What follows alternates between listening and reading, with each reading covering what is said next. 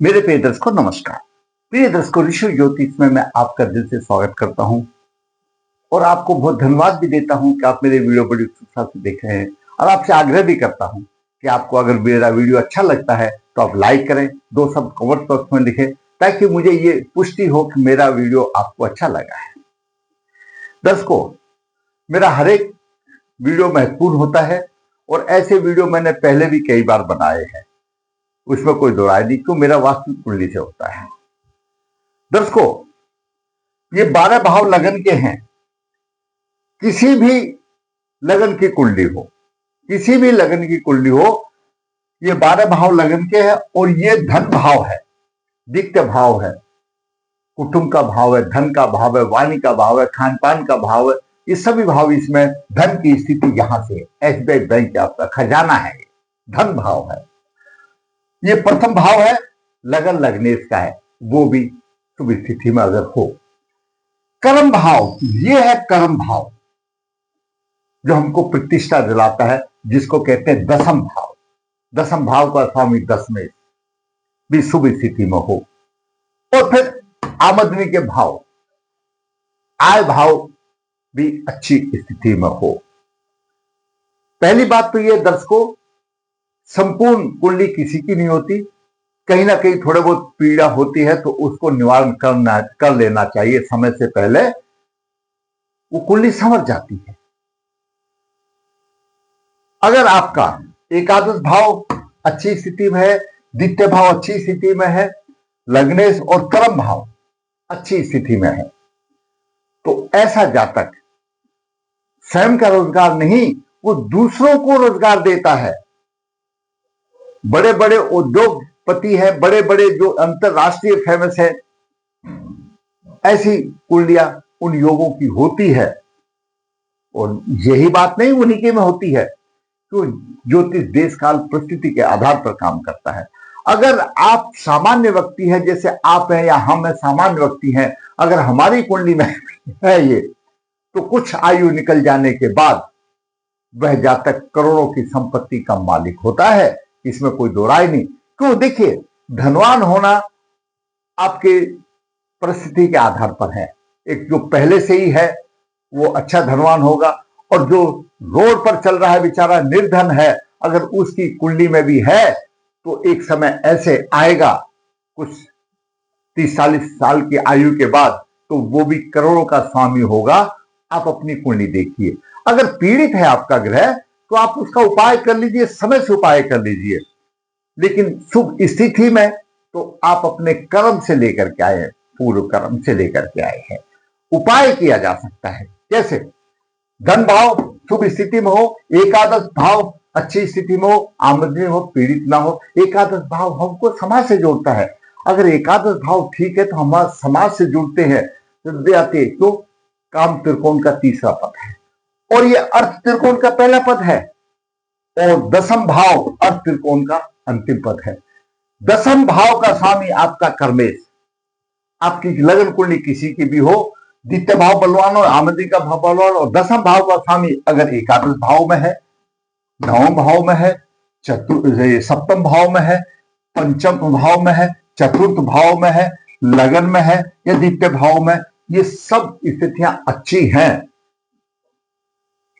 तृतीय भाव में नहीं होना चाहिए, द्वादश भाव में नहीं होना चाहिए और अष्टम भाव में नहीं होना चाहिए।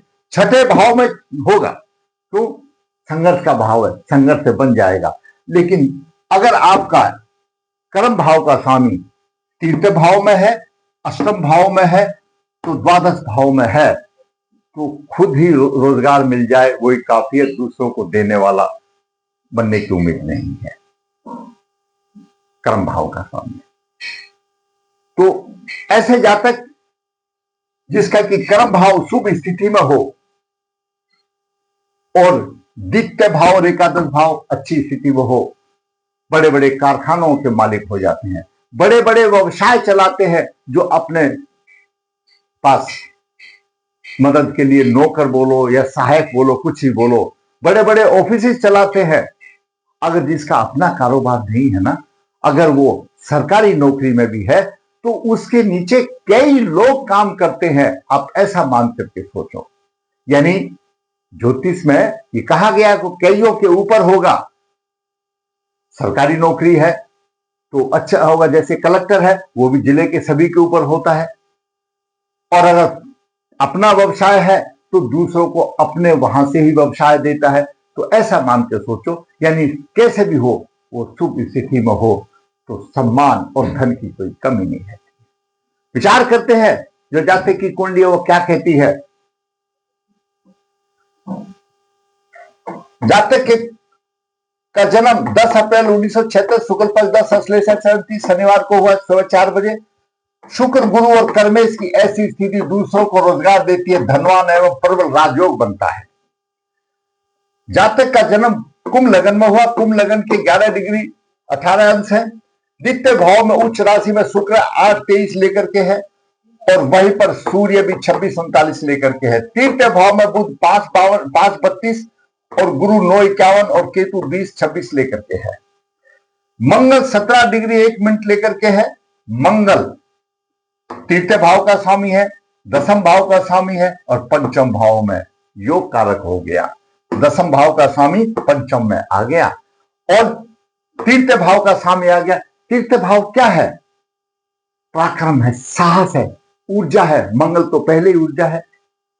कुछ करने का संकल्प है, दृढ़ संकल्प है, दृढ़ विचार है, कुछ करने की इच्छा जागृत होती है। तीसरा भाव कुछ कर्म करने की बात होती है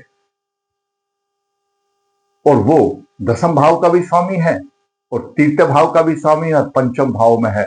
एक अच्छा राजयोग हो जाता है, अच्छे उसका व्यवसाय हो जाता है।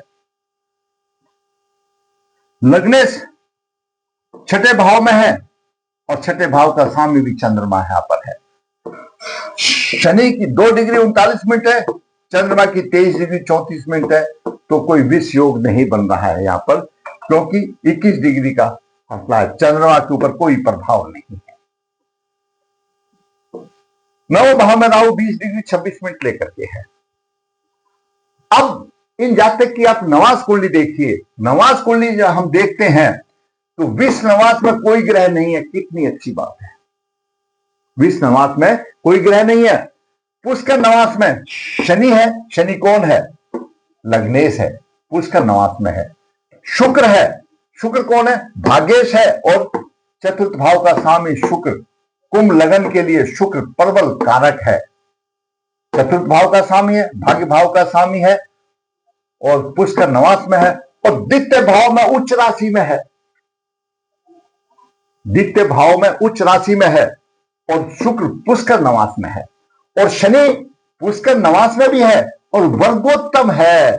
यहां पर भी शनि चतुर्थ राशि में है। जब शनि की अंतर्दशा आए, महादशा आए, ऊंचा उठाएगी। और नवास में भी शनि नवास कुंडली का लग्नेश बनता है। अपने कर्म लेकर के आया, पूर्व जन्म के कर्मों के आधार पर लेकर आया। पितृदोष तो सभी में होता है, इसमें पितृदोष है। लग्नेश जब छठे भाव में चलेगा पितृदोष है, कोई बात नहीं। पितृदोष एक साधारण चीज है, उपाय कर लेना चाहिए। केतु भी पुष्कर नवास में है और मंगल भी पुष्कर नवास में है। मंगल तृतीय भाव का स्वामी, दसम भाव का स्वामी, पंचम भाव में और पुष्कर नवास में है। पुष्कर नवास क्या है दोस्तों? ये सर्टेन डिग्रियां हैं। इसमें कोई ग्रह जब आ जाता है तो अपने कारत्व को बढ़ाएगा। जिसका कारक है उसका बढ़ाएगा। मान लिया लग्नेश आ गया, लग्नेश पर तो 2 चीजें आ गई, वर्गोत्तम भी है, पुष्कर नवास भी है। अपनी दशा अंतदशा में ऊपर उठाएगा। तो लग्नेश है, लग्नेश स्वयं है, ऊपर उठेगा, उसको उठाएगा। पुष्कर नवास में आ गया, प्रसिद्धि दिलाएगा। ऊपर उठाने का मतलब है प्रसिद्धि दिलाएगा। शुक्र चतुर्थ भाव का स्वामी है, भाग्य भाव का स्वामी है। चतुर्थ भाव घर का भाव है, माता का भाव है। अच्छा घर होगा, पुष्कर नवास में आ गया और भाग्य की उन्नति शिखर पर भाग्य होगा और उच्च नवास में भी आ गया, उच्च राशि में भी आ गया। दर्शकों यहीं पर मैं बता दूं, द्वितीय भाव में, इस द्वितीय भाव में जो धन का भाव है उसमें अगर उच्च राशि का शुक्र होता है तो ऐसा जातक संपन्न होता है, ख्याति प्राप्त होती है। ऐसे जातक को उसका परिवार बड़ा होता है, बड़ा होने से कई बार परेशानियां भी आती हैं, लेकिन ऐसा शुक्र प्राय ख्याति प्राप्त उद्योगपति या अंतरराष्ट्रीय स्तर पर, या हम ये कहें जैसे कि हमारे ये स्टार वगैरह हैं जिनको की प्रसिद्धियां मिलती हैं, अधिकतर उनकी राशि में यहां पर शुक्र उच्च राशि में होता है। अब वो पहले से ही है तो और अच्छे धनवान बनेंगे। अगर एक सामान्य जातक की कुंडली में अगर ऐसा यहां पर उच्च राशि में शुक्र आ जाए, कर्म भाव का स्वामी आमदनी के भाव का भी स्वामी ठीक हो तो जैसे जैसे उसकी उम्र बढ़ेगी तो करोड़ों की संपत्ति का स्वामी हो जाता है, और ऐसा जातक और लोगों को रोजगार देता है। अपना अपना कोई ऐसा एस्टेब्लिशमेंट करता है, स्मॉल स्केल इंडस्ट्री लगाता है, या जैसे भी कुछ भी समझो, और लोगों को रोजगार भी देता है। हम तो खुद अपने के लिए ढूंढते हैं, अब हमको रोजगार चाहिए, लेकिन ऐसा जातक दूसरों को रोजगार देने वाला भी होता है। यहां पर उच्च राशि में शुक्र का आ जाए तो शुक्र उच्च राशि में है। भाग्य भाव का स्वामी उच्च राशि में है, करोड़ों संपत्ति का स्वामी होगा और दूसरे लोगों को व्यवसाय देगा, जैसे मैं बता दिया। दसम भाव का स्वामी और तृतीय भाव का स्वामी मंगल पंचम भाव में है, राजयोग है, सम्मान की प्राप्ति का योग है। और कुंभ लगन के लिए गुरु द्वितीय भाव का स्वामी और एकादश भाव का स्वामी बनता है। धन के लिए वरदान है, संतान के लिए वरदान है। गुरु तृतीय भाव में है, तृतीय भाव में दशराय माना जाता है। तृतीय भाव में गुरु है और गुरु की 9 दृष्टि यहां पर आमदनी के भाव को जा रही है। गुरु की सप्तम अष्टम 9 दृष्टि, गुरु की अपनी 9 दृष्टि से आमदनी के भाव को देखता है, पंचम दृष्टि से सप्तम भाव को देखता है और 7 दृष्टि से भाग्य भाव को देखता है। तो दाम्पत्य सुख मिलता है, भाग्य की उन्नति होती है। और जब आमदनी के भाव को देखता है, ये आय का भाव है, यहां से गुरु देखता है आमदनी के भाव को, तो आमदनी अच्छी होती है। व्यवसाय अच्छा होगा तो आमदनी अच्छी होगी। गुरु आमदनी अच्छी करा रहा है। शुक्र और गुरु ही तो हैं, दो धन के देवता है, और शुक्र द्वितीय भाव में उच्च राशि में आ गया। कितना अच्छा योग बना है। तो गुरु वरदान है, क्योंकि आमदनी के भाव को देख रहा है। तो आमदनी का भाव भी बलवान हो गया, द्वितीय भाव भी बलवान हो गया, कर्म भी अच्छे हो गए, और लग्नेश छठे में आया, संघर्ष करके निकला। संघर्ष करके जातक आगे बढ़ रहा है। और दर्शकों, दसम भाव का स्वामी मंगल यहां है, राहु सप्तम भाव में, राहु की दृष्टि मेष राशि पर भी है। राहु अगर मेष राशि को देखता है, मेष राशि के स्वामी को, दसम भाव के स्वामी को देखता है, तो ऐसा जातक चिकित्सक बनता है और स्पेशलिस्ट दंत चिकित्सक बनता है। ऐसे जातक और भी बन सकता है, लेकिन स्पेशलाइजेशन उसका उसी में होता है। और विष को विष काटता है, डॉक्टर भी बन सकता है। तो मंगल दसम भाव का स्वामी पंचम में है और राहु की दृष्टि में, ऐसा ही हुआ। अब डॉक्टर लोग क्या करेंगे? अपना हॉस्पिटल बनाएंगे, छोटा बनाए या बड़ा बनाए। एक सामान्य परिवार से आने वाला जातक, जिसने अपने बचपन में हर चीज का भाव देखा है और अभी अपने ग्रहों की बलवंता के आधार पर ऊंचाई छूने वाला है।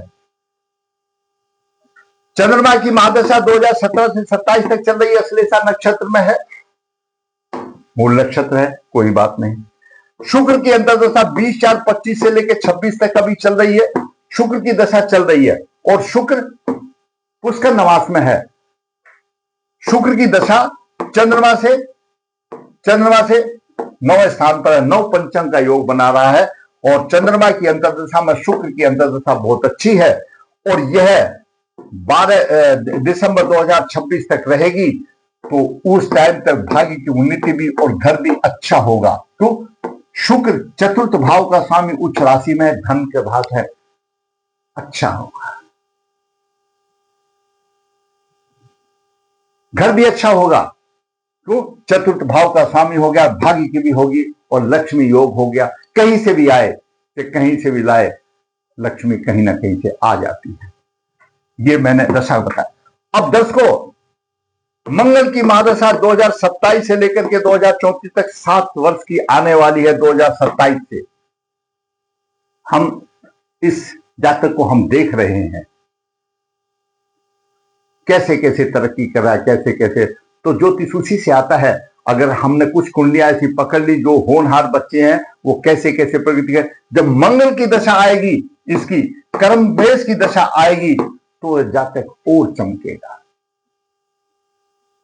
और अभी उस जातक ने अपना छोटा सा हॉस्पिटल बनाना शुरू कर दिया है, बन जाएगा।